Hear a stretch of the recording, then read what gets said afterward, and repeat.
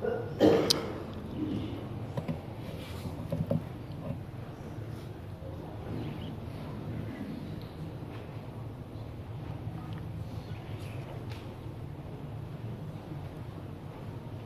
اللہ الرحمن الرحیم نحمد ونصلی ونسلم علی رسولہ الکریم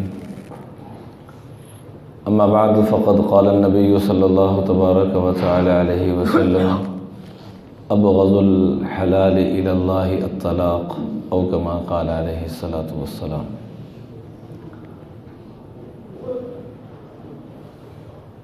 کچھ دروس پہلے ہمارا ایک موضوع چل رہا تھا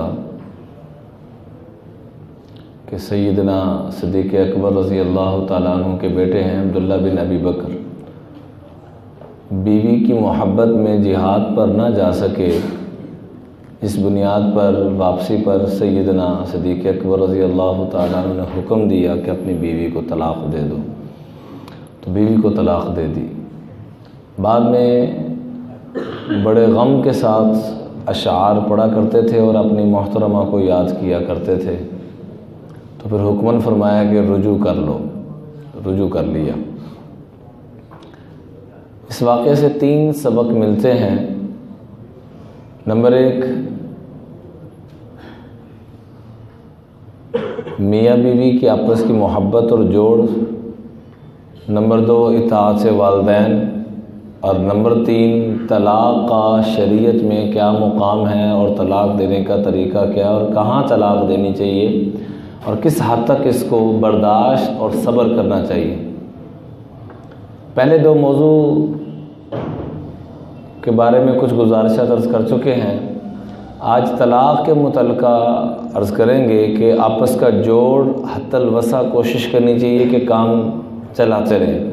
اس لیے حدیث پاک میں فرمایا کہ من صبر علی سوء خلق امرأتہ، جس انسان نے اپنی بیوی کی لغزشوں کو معاف کرتے ہوئے، درگزر کرتے ہوئے اس پہ صبر کر گیا، برداشت کر گیا اور نظام کو لے کے چلتا رہا، درگزر کرتا رہا، وہ بد اخلاق بھی ہے، بدتمیز بھی ہے، لیکن اس کو برداشت کرتا رہا، اس کو ملے گا کیا؟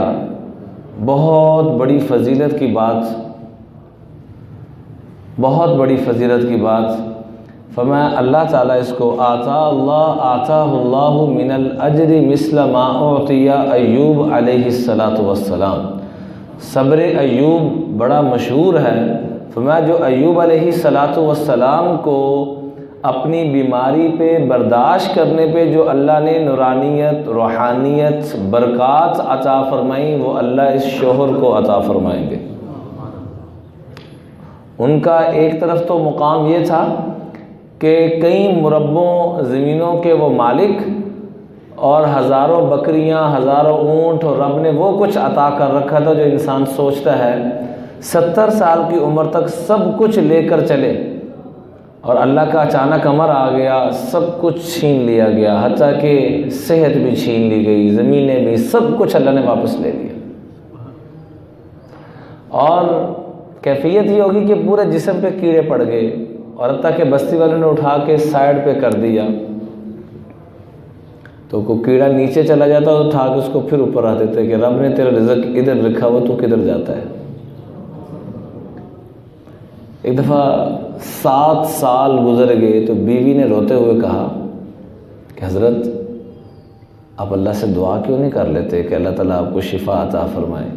تو آگے سے بڑا ایسا جواب دیا کہ بیوی روتے ہوئے گھر واپس چلی گئی کہ مجھے حیا آتی ہے، میرے مالک نے میرے لیے یہ بیماری کو چنا ہے، میں اس سے مشورہ دوں یا درخواست کروں کہ اس کو ختم کر کے دوسری چیز دے دے؟ مجھے حیا آتی ہے کہ میرے اللہ نے جو میرے لیے چنا ہے، میں کہوں کہ مجھے یہ پسند نہیں جو تو نے چنا ہے۔ غلام تو وہ ہوتا ہے جو اپنے مالک کی اور آقا کی مرضی کے مطابق چلتا ہے۔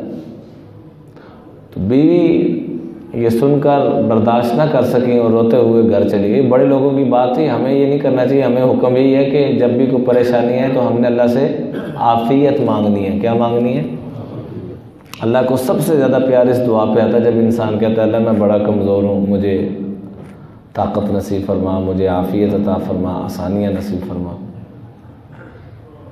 ادھر سے بیوی گھر گئی، ادھر سے حکم آ گیا ارکض برجلک ھذا مغتسل بارد وشراب، آپ اپنی ایڑی ماریے، جیسے حضرت اسماعیل علیہ السلام نے ایڑی ماری تو زمزم کا کنواں نکلا، یہاں پر جب ایڑی لگائی تو پانی کا چشمہ پھوٹا، فرمایا اس پانی کو پی لیجئے، جب پیا تو اندر کی ساری بیماریاں ختم، پھر فرمایا اس سے غسل کر لیجئے، قرآن پاک میں اس کا تذکرہ موجود ہے ارکض برجلک ھذا مغتسل بارد وشراب، اس کو پی لیجئے تو اندر کی ساری بیماریاں ختم، غسل فرما لیجئے تو باہر کی ساری بیماریاں ختم۔ تھوڑی دیر کے بعد بیوی رو دو کے گھر سے جب واپس آئی تو کیا دیکھتی ہے کہ اس کوڑا کرکٹ کی جگہ پر اپنے شوہر کو جب نہ دیکھا تو بہت روئی کہ لگتا کوئی جانور آیا درندہ وغیرہ، تو وہ گوشت کا لوتھڑا سمجھ کے اٹھا کے لے گئی، ہمت ہی نہیں تھی۔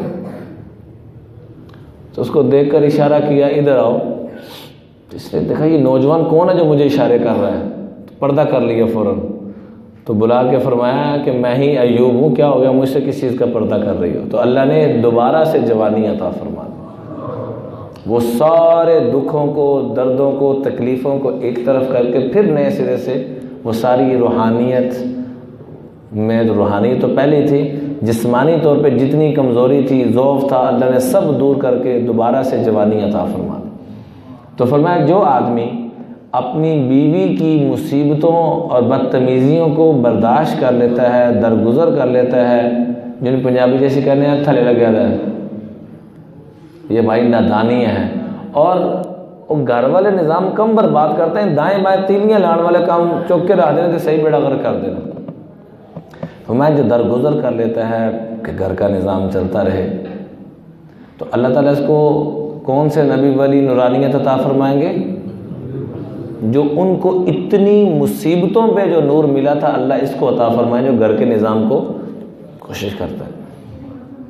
اور ایسے ہی فرمایا ومن صبرت علی خلق زوجہا، جس نے اپنے خامند کے صبر پر، اپنے خامند کی بدتمیزیوں پر، کرختیوں پر اور زیادتیوں پر صبر کر گئی، درگزر کر گئی، معاف کر گئی، نظام لے کے چلنا ہے، بچوں کے مستقبل کو دیکھا، اور اللہ کو ہے تو یہ حلال چیز طلاق، لیکن اللہ کو بڑی مبغوض ہے، اس پہ برداشت کر گئی، صبر کر گئی، تو اللہ اس عورت کو، اس خاتون کو، اس ہماری ماں، بہن، بیٹی کو پتہ کیا ثواب عطا فرمائیں گے؟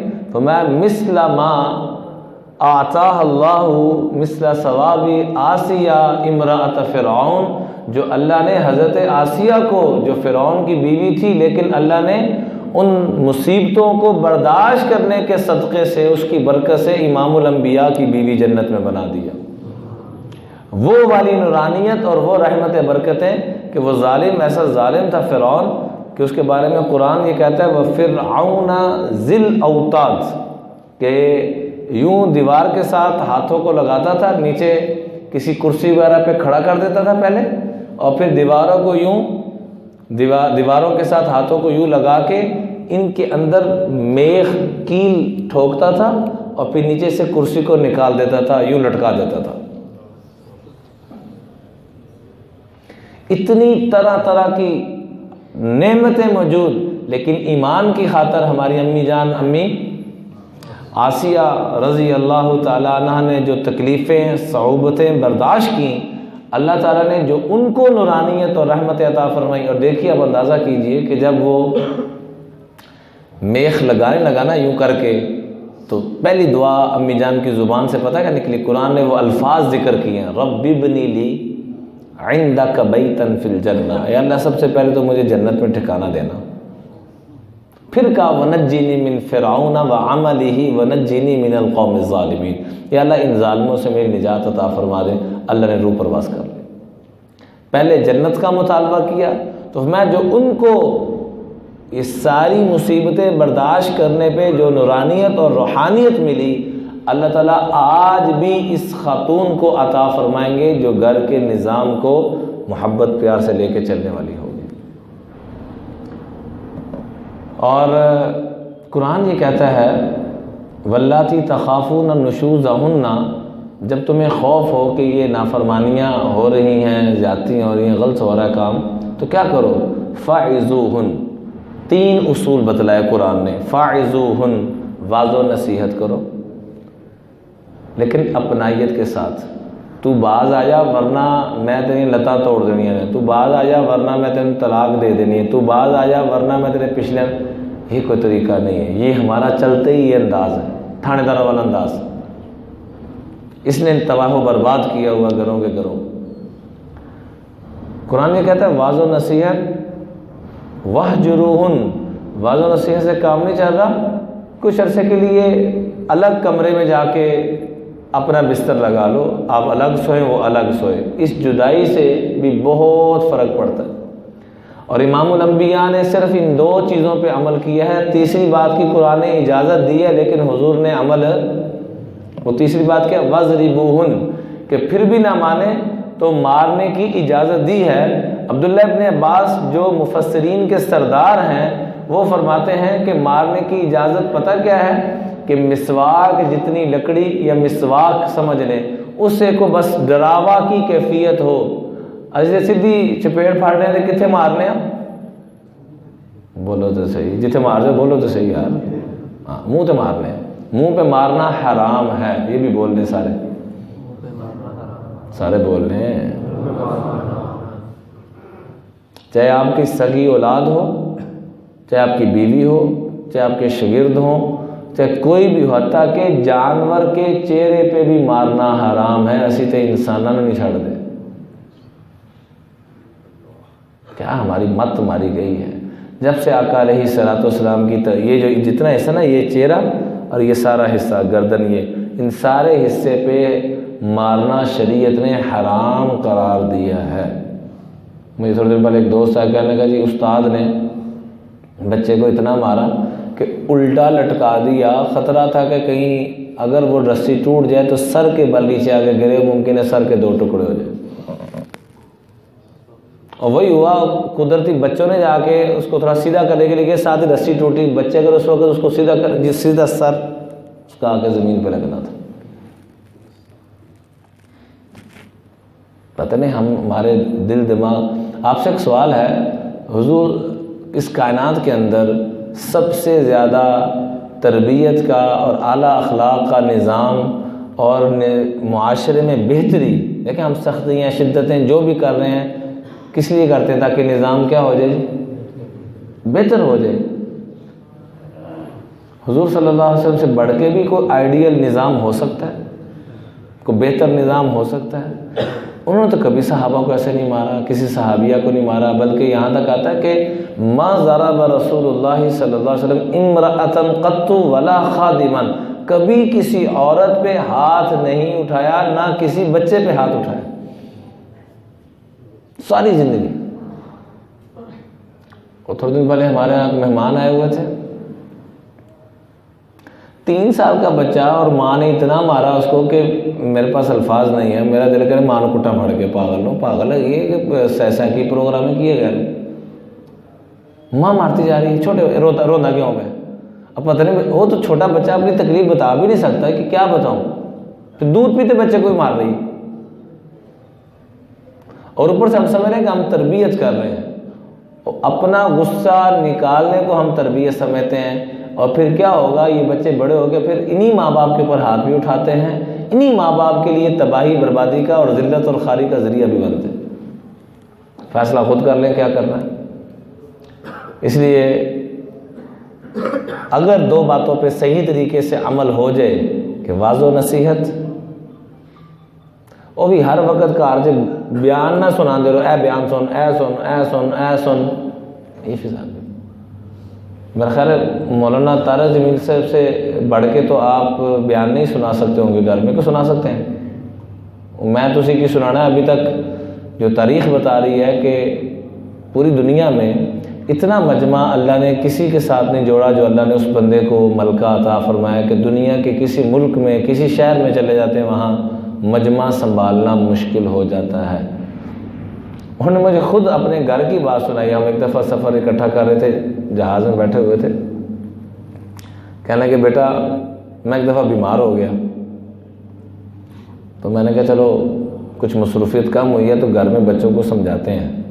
سمجھانا شروع کیا بچوں کو. 1 دن 2 دن 4 دن ہی تو لنگے نا, تو بچے جناب وہ نظرہ چران کے ابے کو کنج جان چھڑانی ہے. طارق جمیل جیسے بندے کے بیانات سے بھی بچے تنگ پڑ رہے ہیں. پھر انہوں نے کہا نہیں یار یہ معاملہ کچھ اور ہے, پیسے کو اور سائنس لڑانی پڑنی ہے.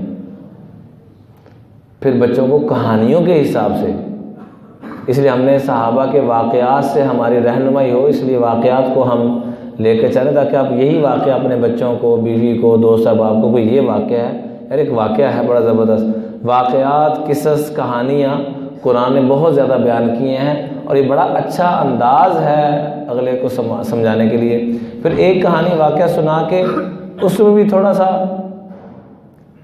ہم سے سمجھدار وہ میڈیا والے ہیں جو جہان کی بے حیائی اور پتہ نہیں کیا کچھ دکھا رہے ہیں, اور اس میں وہ قسط اگلے میں تجسس ہوتا ہے اگے کی ہونا ہے اور اتنے بریک لا دینے ہیں, ہوں انتظار کرو, آج یکدم ہی سارا گیئر لا دینے ہیں. حالانکہ وہ غلط ترتیبوں کو لے کے چل رہے ہیں, اس میں انسان کا دل بھی زیادہ لگتا ہے, اس میں بھی وہ بریکیں لگا رہے ہیں. شیطانیت ہے نا اس میں دل زیادہ انسان کا جاتا ہے, اور اگر جب گند دھل جاتا ہے تو پھر روحانیت کی طرف انسان کا دل زیادہ جاتا ہے. تو بہرحال فرمایا کہ ان اللہ تعالی 2 چیزیں کرتے رہیں, تیسری چیز کی نوبت نہیں آئے گی. جو وضربوہن کا جو مارنے کی اجازت دی گئی ہے, مارنے سے مراد خالی شور شرابہ یہ ہلکا پھلکا بس یہ کیفیت, یعنی کہ چپیڑا مارن دے رہے تھے جناب. ایک آدمی نے اپنی بیوی کو اتنا مارا کہ اس کے والدہ نے آ کے بال اتنے زور سے پکڑے ہوئے تھے کہ والدہ نے آ کے کینچی کے ساتھ بال کاٹے, وہ چھڑ دیں اسی بات. ایسے بد نصیب بھی ہیں. بہرحال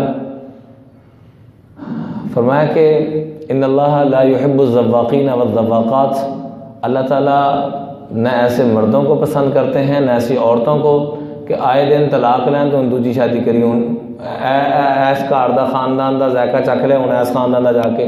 لا يحب الزواقین والزواقات, اللہ کس کو پسند کرتے ہیں کہ جو درگزر صبر کرتے ہوئے. البتہ شریعت نے 2 چیزیں, کچھ اور بھی چیزیں ہیں لیکن فی الحال جو زیادہ معاشرے میں پیش آتی ہیں اس کا عرض کروں گا. 2 چیزیں ایسی ہیں کہ جب یہ چیزیں ہو جائیں تو شریعت نے اجازت بھی دی ہے کہ آپ طلاق لے سکتے ہیں, اور اس میں سے ایک چیز یہ ہے کہ جب مرد کے اندر بد اخلاقی انتہا کی آ جائے, بدتمیزی, گالی گلوچ اور شکی مزاج ہو جائے, شک کرنے والا بن جائے, تو پھر ایسی جگہ پر شریعت نے اجازت دی ہے کہ بجائے اس کے کہ بڑی تہمت لگے, کوئی معاملہ گڑبڑ ہو, بدتمیزیوں کے معاملات بڑھتے بڑھتے کوئی قتل و غارت تک نوبت نہ پہنچے, تو پھر بہتر یہ ہے کہ ان کو جدا کر دیا جائے. اور فرمایا کہ طلاق کی 3 قسمیں ہیں. ایک طلاق احسن ہے, ایک طلاق حسن ہے, ایک طلاق بدعہ ہے. احسن سب سے زیادہ اچھا طریقہ طلاق دینے کا, حسن ٹھیک ہے, بدعہ بالکل ناپسندیدہ. احسن کیا ہے کہ جب معاملہ گڑبڑ ہو گیا, دیکھا کہ بدگمانی کی کیفیت ہے, جو بھی معاملہ بن گیا کہ اب سارے خاندان میں بیٹھے, ادھر سے بھی بیٹھے ادھر سے بھی, گالی کے طور پر کبھی طلاق نہ نکالیں, یہ حرام ہے. بلکہ ایک دفعہ ایک روایت میں ملتا ہے کہ آپ علیہ الصلاۃ والسلام اخبر رسول اللہ صلی اللہ علیہ وسلم عن رجل طلق امرأته 3 تطلیقات, کہ ایک آدمی کے متعلق حضور علیہ الصلاۃ والسلام کو بتایا گیا کہ ایک آدمی نے 3 تطلیقات جمیعا 3 طلاقیں اکٹھی دے دی ہیں. فقام غضبان, تو آپ علیہ الصلاۃ والسلام بڑے غصے کے ساتھ کھڑے ہوئے. ثم قال, اور چہرے کا رنگ بدل گیا, اور اس چہرے کے رنگ کے بدلتے ہوئے فرمایا ایلعب بکتاب اللہ, اللہ کی کتاب کے ساتھ کھیلنا تم لوگوں نے شروع کر دیا, مذاق سمجھا اللہ کی کتاب کو. وَأَنَا بَيْنَ أَظْهُرِكُمْ, میں ابھی تمہارے درمیان موجود ہوں اور ابھی سے تم نے اس کا مذاق اڑانا شروع کر دیا. فقام رجل, تو ایک صحابی کھڑے ہوئے, حضور کے چہرے کی رنگ جب دیکھی کہ بدل گئی ہے, بہت زیادہ غصے میں آ گئے, تو کہا یا رسول اللہ اجازت دیجئے, اقتلہ, اللہ اقتلہ, کیا رسول اللہ میں اس کو قتل کر دوں. یعنی جس آدمی نے 3 طلاقیں دی ہیں, صحابہ یہ سمجھ رہے ہیں الا اقتلہ, کہ کیا میں اس کو قتل کر دوں. کہ صحابہ یہ سمجھیں کہ 3 طلاقیں دینے والا اتنا بڑا مجرم ہے کہ حضور علیہ السلام کے چہرے کا رنگ ہی بدل گیا، اور صحابی یہ پوچھنے میں مجبور ہو گئے کہ یہ بندہ اس قابل ہے کہ اس کو زندہ چھوڑا جائے کہ قتل کر دیا جائے۔ اور آج تو میرا حال ہے یہ جو کیا کہتے ہیں اس کو فارم جو نکلتا ہے طلاق کا، وہ طلاق ثلاثہ کا ہی کچہریوں سے جو نکلتا ہے، وہ 3 طلاقوں کا اکٹھے طلاق وہ نکلتا ہے۔ اللہ ان کو بھی ہدایت دے۔ طلاق ثلاثہ یہ حرام ہے، یہ حرام ہے۔ 3 طلاقیں اکٹھی دینا کیا ہے؟ حرام۔ آپ کو بڑا غصہ، بڑا دماغ خراب ہو گیا ہے، اول تو بیچ میں لوگوں کو ڈالا جائے، نہیں معاملہ حل ہوتا، کچھ دیر کے لیے جدائی کر لی جائے، پھر کچھ مہینے کچھ سال۔ اسی لیے تو فرمایا کہ صبر کرے گا ایوب علیہ السلام والا صبر ملے گا اس کو، ہے اوکھا کام، اس لیے تو اتنا بڑا نور کا وعدہ کیا گیا۔ تو طلاق کی 3 قسمیں، احسن، حسن اور بدعہ۔ احسن کہتے ہیں کہ ایک طلاق دے دیں جب دیکھا کہ معاملہ سب فیصلہ کرنے میں مجبور ہو گئے، وہ اپنی عدت گزارے، اس کے بعد وہ کہیں شادی کرنا چاہے تو کر لے، اگر دوبارہ سے پروگرام بن جائے تو عدت سے پہلے بھی رجوع کر سکتا ہے، عدت کے بعد بھی نکاح پڑھا کے واپس لا سکتا ہے، ایک طلاق دے دے۔ یہ سب سے اچھا انداز ہے طلاق دینے کا، کہ جب عدت پوری ہو جائے گی، 3 حیض جب آ جائیں تو اس کے بعد وہ عورت فارغ ہے اس سے پہلے رجوع کرنا چاہے تب بھی اس کے پاس اختیار ہے، اور بعد میں کرنا چاہے تب بھی اس کے پاس کیا ہے؟ اختیار ہے۔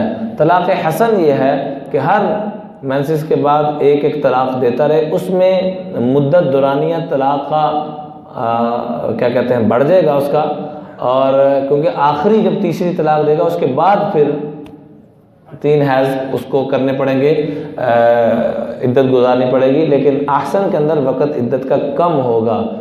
یعنی قربان جائیے شریعت پہ، کیا مبارک اللہ نے ہمیں شریعت دی ہے کہ جدا بھی ہو رہے ہیں تو فرما رہے ہیں احسن انداز سے جدا ہو، جوڑا دے کے جدا ہو، محبت پیار کے ساتھ جدا ہو۔